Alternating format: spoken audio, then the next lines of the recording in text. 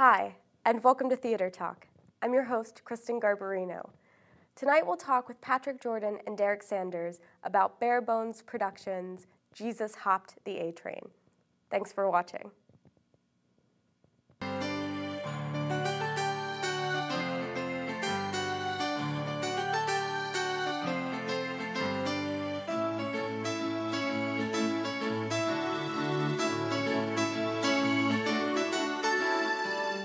Member of Barebones Productions and has served as artistic director since its beginning in 2003.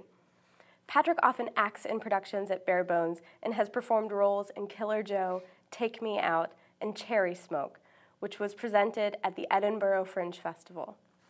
In 2010, Barebones' production of Killer Joe was named one of the top 5 plays of the year by the Post-Gazette, calling it a guilty pleasure and saying it strums very deep emotional chords.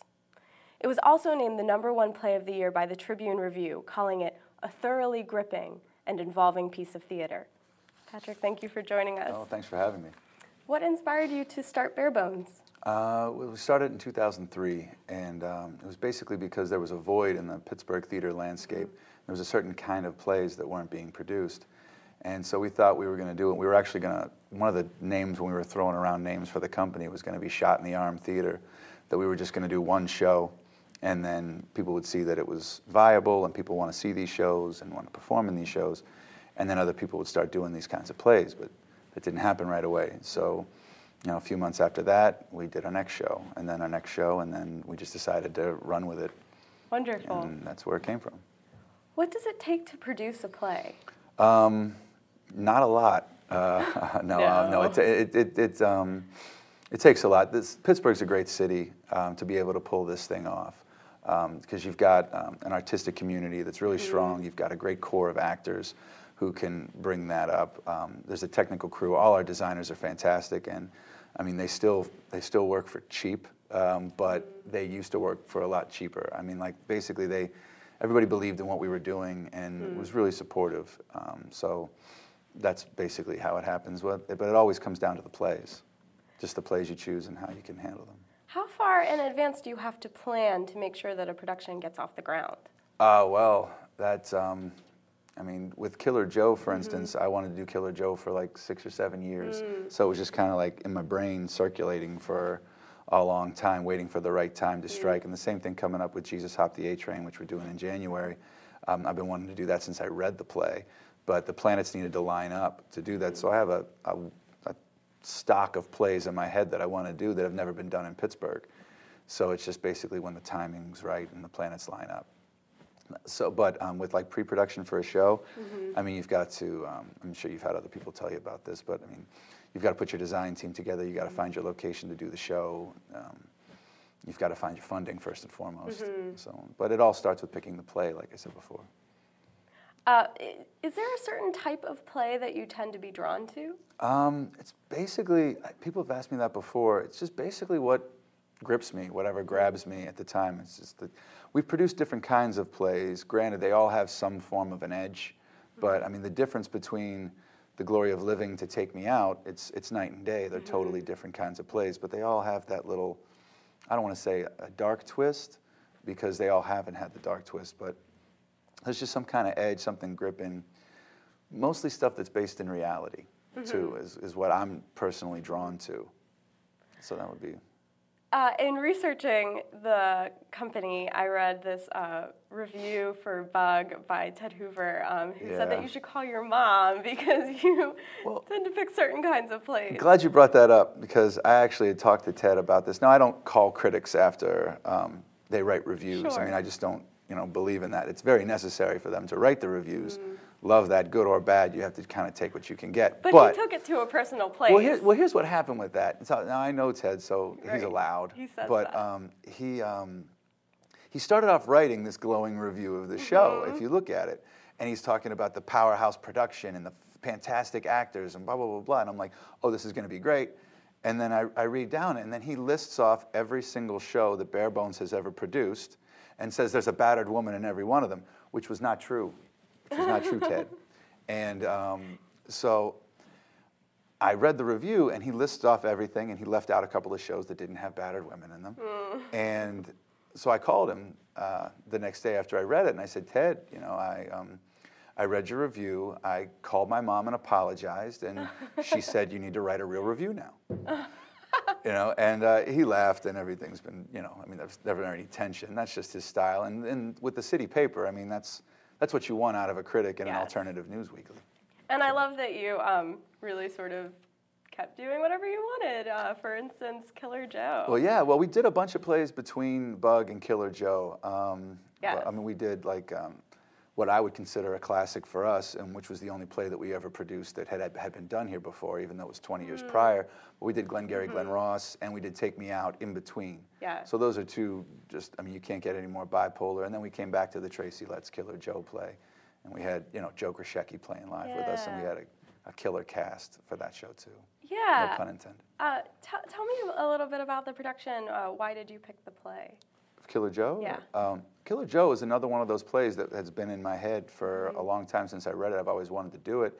And when I first read it, I was like, well, Pittsburgh's not ready for this. You know, and like this is too much. And plus, I didn't have the means to pull it all off with, you know, the fights and the special effects and the set and all the things that came up with it. But the planets lined up for that one too. It just decided, and I figured coming off of Glengarry Glen Ross, I thought that play basically showed that we can handle your classic material, and we weren't just this trash theater or whatever. And then we did our, well, actually, I guess the mother of white trash plays, but I wouldn't consider that. I mean, I think this was just but you know what I mean. Yeah. But yeah, but Killer Joe was one of those things that the planets lined up, and we were doing Glengarry Glen Ross, and Joe Krashecki came to see the show, and we were talking after, and he said, yeah, I'd like to do some kind of accompaniment or something for a show. And I said, well, we're thinking about this play Killer Joe. And he said, oh, like the Rocky Feller song. And I was like, what? And he sang a couple of bars of Killer Joe. And I was like, ooh, what about music with Killer Joe? And that had never been done before. So him being there live and just like, you know, just took it to another level. Yeah, yeah. But yeah, I love that play. And I love Tracy Letts' writing. And I mean, he's gotten some due respect over the last couple of years, winning, you know, Pulitzers and Tonys and stuff. So. Tell us about the rehearsal process for Killer Joe. For Killer Joe? Yeah, I feel like it could be a tough, touchy rehearsal process. It was at times. I mean, we had a great director in Kim Martin, who's over at the Playhouse all the time, and the cast was really good. And it's another thing about working in Pittsburgh with Pittsburgh performers.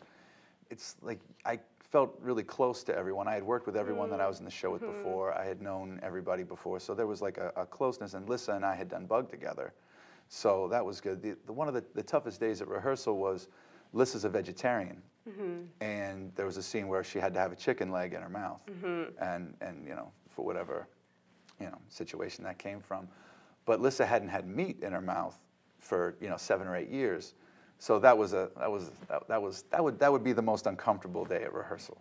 That totally makes sense. Yeah, so that's all with Killer Joe. Yeah. But it got a lot of success for us, like you mentioned. I feel like you picked some surprising choices for directors. Kim Martin for Killer Joe, a very masculine play, picking a female. Even David Whalen for Take Me Out, someone who's well known in Pittsburgh for being a high-quality actor. He's fantastic, yeah. Tell me how you pick directors and what you look for. Basically, if they kind of see the play in a way that I do as well, and if they can take it to a place that I never could imagine. I've known Kim for a long time, and I work with her as a stage manager, and I would hear her talking and mention things about productions that she was stage managing just off the cuff, and like just things that she would tweak, or not like that she was nitpicking or anything. And I'm like, you know, that's right on. You know, I agree with her wholeheartedly. And Kim used to direct a lot more before she became like the stage manager, production manager to the stars. And she's since directed a bunch at the Playhouse. So that was that. Lonesome West, which is another very masculine play. Very masculine play, but she can handle it. I mean, she understands it, and there is a feminine sensibility that needs to be injected into these shows. I mean, you don't want it to be like Melissa Martin directed Glengarry Glen Ross. Now that's a machismo play that you could fall into a pitfall of doing that stuff. But Melissa, you know, guided the ship correctly. And David Whalen, like you said, for Take Me Out. David had done a production of Take Me Out in Philadelphia, and he actually played Kippy, the same role that I played. And we were talking one night, I met him just because he's an actor, and we were running in the same circles. And this was just when I don't think he was permanently moved to Pittsburgh yet. And I think he was rehearsing a show at the Public and performing a show at Picked at the time. And we rehearsed like 9 a.m. to 11 a.m. on days. And then David would go rehearse all day and then perform at night. But he had this energy, and he was really, really passionate about the project, and he wanted to direct the show. And I could tell, and that was an infectious kind of thing, because, I mean, I basically put my whole life on hold whenever we produce one of these shows. I mean, everything drops for a couple of months, because, I mean, I'll run around and do a lot of the, busy work and stuff. So we kind of fed off of each other's vibes like that, and that's what happened. Yeah. Is it ever hard as the artistic director to take direction from the director? Oh, no. That's why I hire them. I mean, I'm going to basically act the same as an actor with whoever's directing. I mean, like people talk about actor brain, producer brain. It's the same brain. But I'll take direction. And what the director says, I mean, if I disagree, I'll talk about it. I'll bring it up. But it's no different than I would for any other production when I work at the City Theater or wherever else, or the Playhouse. It's the same. You get the same me in rehearsal, only on breaks I'm on my laptop when we're doing the Barebones shows, as opposed to just like hanging out, Where do you see the future of Barebones going? Well, that's a broad question. Well, you have clearly a lot of plays in the back of your head. Well, I've got a lot of plays in the back of my head. I mean, everything kind of is focused right now on Jesus Hopped the A Train happening in January, just because my whole life force and energy is going to go into that show.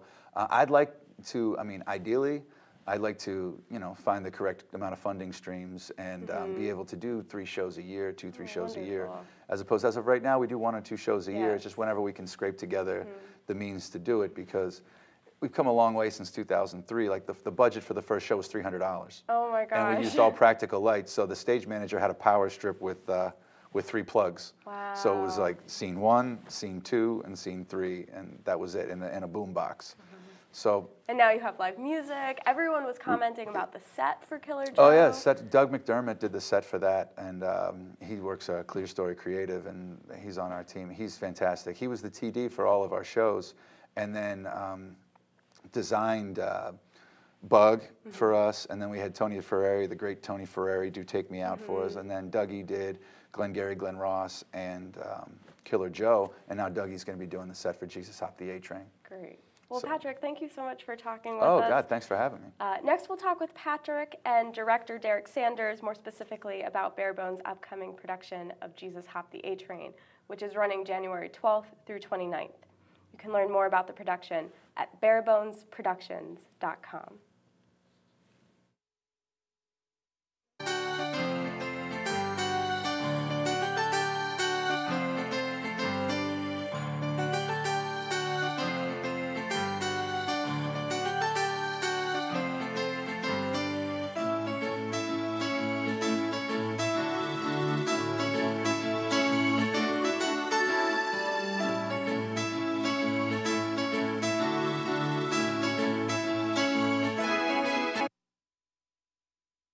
Who are collaborating on Barebones Productions' Jesus Hopped the A Train. Patrick is a founder and the artistic director of Barebones and has performed in Killer Joe, Glengarry Glen Ross, and Bug. He has performed with many local theater companies and in the films The Dark Knight, She's Out of My League, and Dead Time Stories. Derrick is the founding artistic director of Congo Square Theater Company. He has performed in August Wilson's 20th Century Cycle at the Kennedy Center, Joe Turner's Come and Gone at Center Stage, and King Hedley II at Signature Theater. In 2005, he was named Chicago Tribune's Chicagoan of the Year for theater. Derrick and Patrick, thanks so much for joining us. Thank you for having me. Yeah. Patrick, why did you pick this play? I've been wanting to do this play for about 6 or 7 years, and I just needed the right time to do it. And the play's kind of rough around the edges, which is what I really enjoy. And when I met Derrick, or I re-met Derrick a few years ago, and we worked on a short piece from a play that was a prison play, and the topic of this play came up because I'm always thinking about it. He liked the play, and the wheels started turning, and like 3 or 4 years later, and 2 kids for Derrick later, we ended up being able to pull it off right now. Derrick, can you tell us a little bit about the play? Well, it basically takes place in New York on Rikers Island, where it is Angel, who's the main character, has committed a crime against Reverend Kim, he's stolen his friend and put him in a cult, and he finds himself in prison. And basically, it's him dealing with the redemption of what he's done, and he meets Lucius, who is a serial killer. And they're both kind of in solitary confinement when they get an hour a day out on the yard, and that's their exercise time. And they kind of form a friendship, kind of bond, and it's basically a conversation about redemption and what do you do for salvation. And it asks really the big questions, you know. Where is God, and how can I receive forgiveness? You know, it's really in a prison, set in a prison. Yeah. And what did you have to do to prepare to direct this play? Well, you know, I killed a couple people and went in for it. Wow, you are really dedicated to your craft. He was on the inside. That's what took us so long to do it. You know? Well, no, I think the playwright has done a lot of work.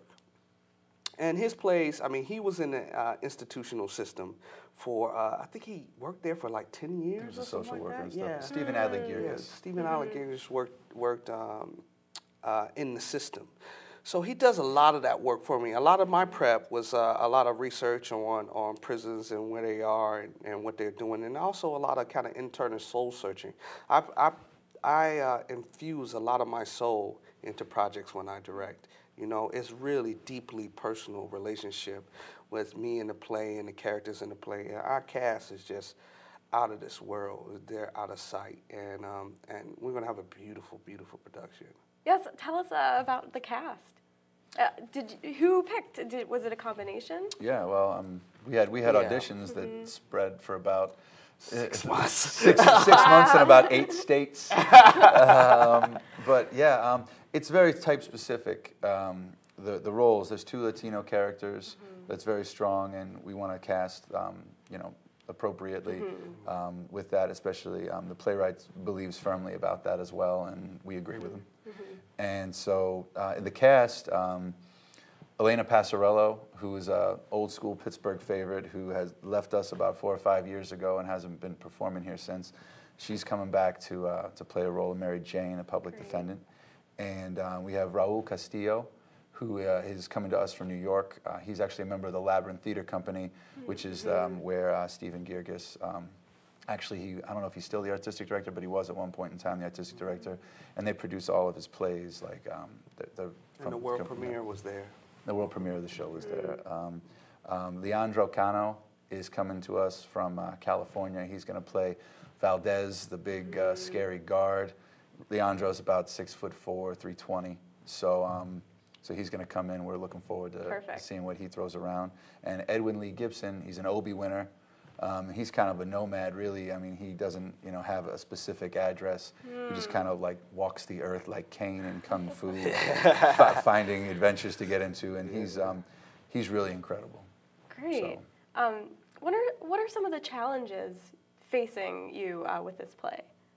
Well, I think the major challenges is kind of getting close to the subject matter, you know, because at its heart, you know, is deeply spiritual and deeply uplifting in some ways, but the reverse coin is very close. Is dark at the same time, and surprisingly, with the cast, the humor and the darkness flips in a second because it's so funny at points, and then you realize, wait a minute.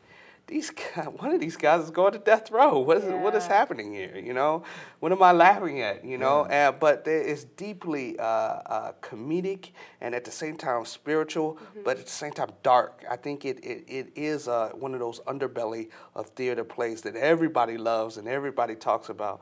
But do you dare do it? You know, that's the question, because it takes that amount of heart to really do it well. And it's rough around the edges, almost intentionally. And you have to go there to be able to pull it off. What was your initial reaction when you first read the play? This is a question for both of you, so why don't we start with Patrick? Oh, wow. My initial reaction was just like, wow, like, damn. You know what I mean? So I put the play down and I was just like, that can't happen. And I reread the play, and I was just like, wow. I mean, it was just gripping. I mean, just from the very start of the play, it sucks you in, even when you're reading it. And you know, I've imagined it 35 different ways in my head since then. But I mean, this playwright has really. I mean, I think the New York Times might have said something that I would have said. It was that this play is written in flame. And I kind of agree with that especially now after we're working on it, and upon reading it. I mean, he's got basically the perfect. I mean, he's got the perfect ear for it. I mean, he knows basically this is how people talk. This is how people in that situation talk. And the play is like 9 years old now, 10 years old now, and it seems like it could have been written yesterday. Extremely relevant. Yes. I mean, it's extremely relevant, and the subject matter and everything that's faced there. So the first time I read the play I was just overwhelmed by it. And it led me to read everything else this playwright's done, and every one of his plays is fantastic. But this one spoke to me in a different way. Derrick, you kind of have the harder follow-up. What was your initial I mean, reaction? a lot of it he said. I mean, it's one of those things that's a visceral response. I mean, it's not one of those plays that you can sit back and say, oh, that's cute. You know, it's one of those things that your gut, your soul kind of invests in. And I always know if I want to produce a play, if I get a little bit scared of it after I read it. After I read it, I go, oh. And I get a little frightened, a little butterflies in my stomach, and now I go, I got to do it. I got to do it one of these days. And then I saw a production, you know, and I thought the production didn't go dark enough and didn't really get into the belly, into the emotional belly of the piece. So I'm excited to get my hands on it and really kind of explore it the way that it should be explored. Oh, nice. And then immediately, you know, Patrick plugged into that, you know, and it was like, oh yeah, you know, when we were talking, when we were working, I was directing him, and we were talking about the play, and we were on a break, and I was just saying, oh yeah, you know, you gotta really get to the raw emotions of these things when you're there. He was like, yeah, like, you know, I just read and it blew my mind, and I was like, yeah, he's an intense writer, you know, and I think the intensity based on their past productions, the Barebones, the intensity of the work that he comes in is right down my alley. It's right down where I'm most at home at, you know, that and August Wilson, you know, and it has like, it's all in the same kind of family. It's like, what are the forgotten people doing for survival, and how do they deal with their life on earth and their spiritual connection to God, and how does it manifest themselves in their daily life? I think Stephen Allen Gurgis is exploring the same thing from a different point of view. You talk about the two characters, Lucius and Angel. Lucius is on death row for murdering 8 people. Angel has committed a murder. As a director, is it challenging to find empathy for these characters? Well, I have to find empathy in all the characters. I mean, as an artist, it is my job not to judge.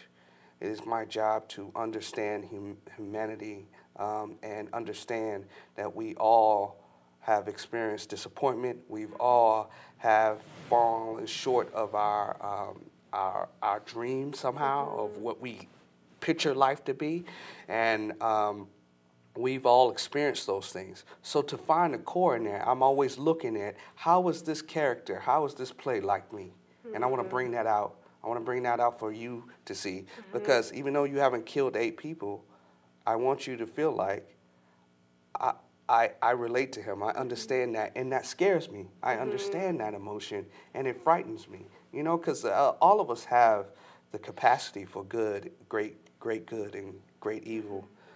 It is how we maintain it from day to day. So I can't judge them. I don't judge them, and all of them have good and bad moments, like we all do in life. Patrick, Derrick talks about this intensity of the play that works for Barebones and for him as a director. Tell me, how does this speak to Barebones? How is this a good production for Barebones? I think it's a perfect fit for Barebones. I think it fits into the mold of everything that we've done, but like everything else we've done, it's bipolar from the last thing that we've done. It's very different. It's a whole different world. It's not like the last play we did, Killer Joe.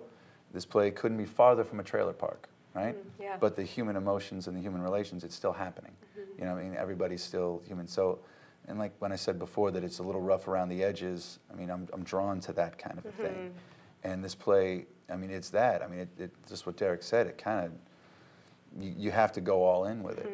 And that's the and I think that might be one of the reasons that other theater companies haven't done it, because it's not guaranteed to be a commercial success. And you know, basically only one of our plays that we've done was ever like, you know, just, hey, this is a huge hit no matter what, and that was Take Me Out.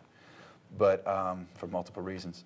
But yeah, I think this play, I mean, it has to be done a specific way, and I think Derrick and I share the way that would happen. Wonderful. Thank you so much for coming on the show. Oh, thanks for having us. This great Thank you for doing play. this, by the way. I think this is a really great addition to the theater community in town. Thank you, Patrick. I really appreciate that. No problem. Best of luck. All right, thanks. Barebones presents Jesus Hopped the A-Train, running January 12th through 29th. For tickets, visit them online at barebonesproductions.com. Thanks so much for watching, and thank you for joining us. No, thanks for having us.